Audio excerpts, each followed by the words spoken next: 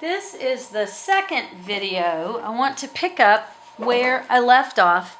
I was in the middle of discussing this square, and they would ask you what is the fractional part, and we counted the shaded part, and you always want to put the part over the whole thing. So 10 boxes were shaded, so that's your numerator, and then you want to count all the boxes including those shaded ones, and that was 25. That goes on the bottom.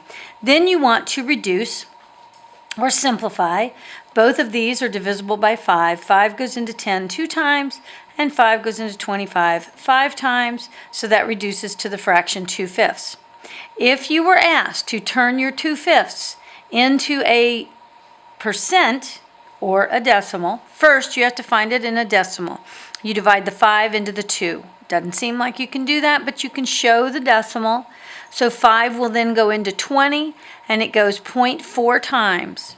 So then to turn your 0.4 or 4/10 into a percent, you move the decimal 2 places to the right, so that becomes 40, and you must put on the percent sign.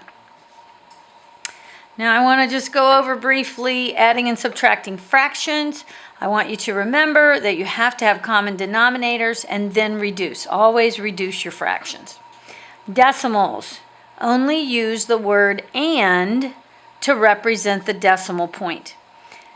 The example of 10.6 equals 10 and 6/10, because the 6 is in the tenths column.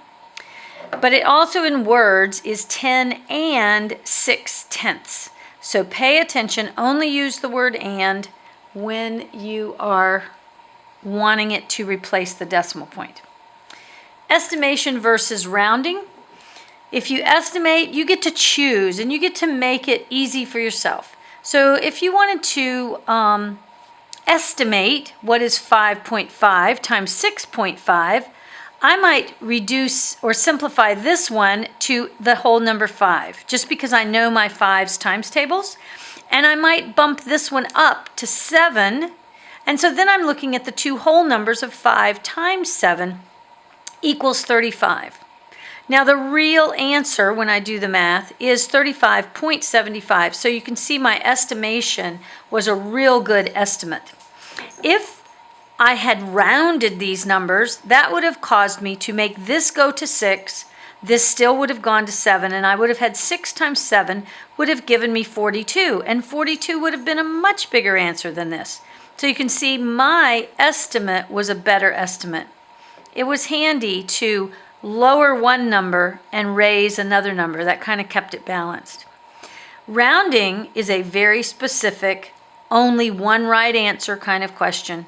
If they ask you to round to the nearest thousandths, you must find the thousandths place, that's this number 5 is, then look one place to the right, and based on that number, it'll determine whether you bump up the thousandths place by 1 digit or just drop off the number 6 and turn it to 0.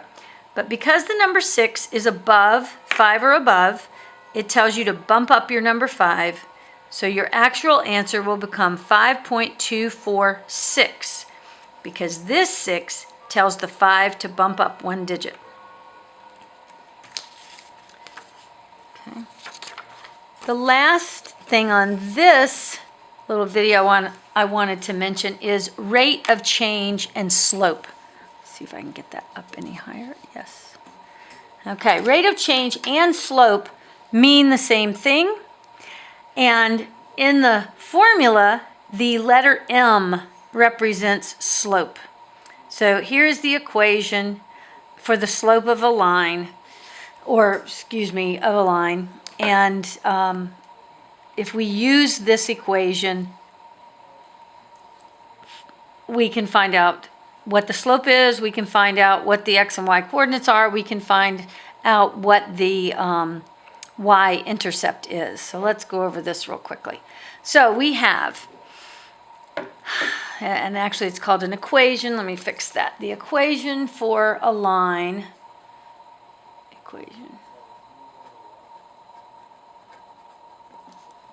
okay.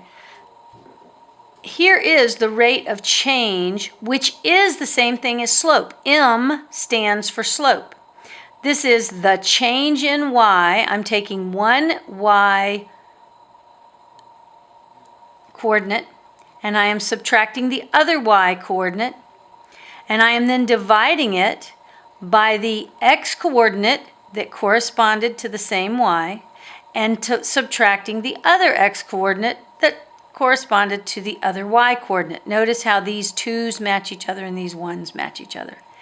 The change in the y coordinates is called the rise, and I'll talk about that in a minute in this picture.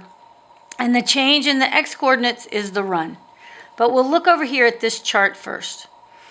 So, to find the change in y, I take the 12 minus the 6. That's what this is telling me. I'm going to take 12 minus 6, and I get 6. Now I go over here, and because I started with 12 and I took away 6, I want to start with this 2 and take away 1. So 2 minus 1 gives me 1. So here is the slope of this chart. And if I want to compare the slope of this to the slope of this, now I have to go over here and I have to find the difference in the rise and the run. So the rise is the going up or the going down. The run is the horizontal movement. So when I look at the rise, I want to compare here, this point is at 30. This point is at the number 10. So what is the difference between 30 and 10? So here it is, 30 minus 10 equals 20. And then I want to find the difference here. So I started at the top. I want to start with the large number. This is 3 minus the other point going horizontally is a 1. So 3 minus 1 is 2. Now I want to simplify this. And this simplifies to 10 over 1, or the whole number 10. But we're going to stick with this 10 over 1.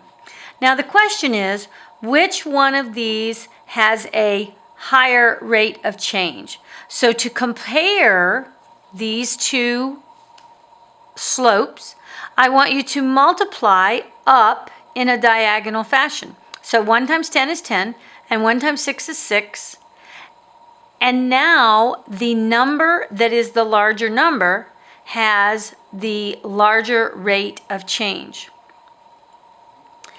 It's also got the steeper line as opposed to a not so steep hill, this because the 10 is larger than the 6. If I were to graph this on a graph like this, I would have a line that was not quite so steep. So that's another idea about slope. Slope is the steepness of a line.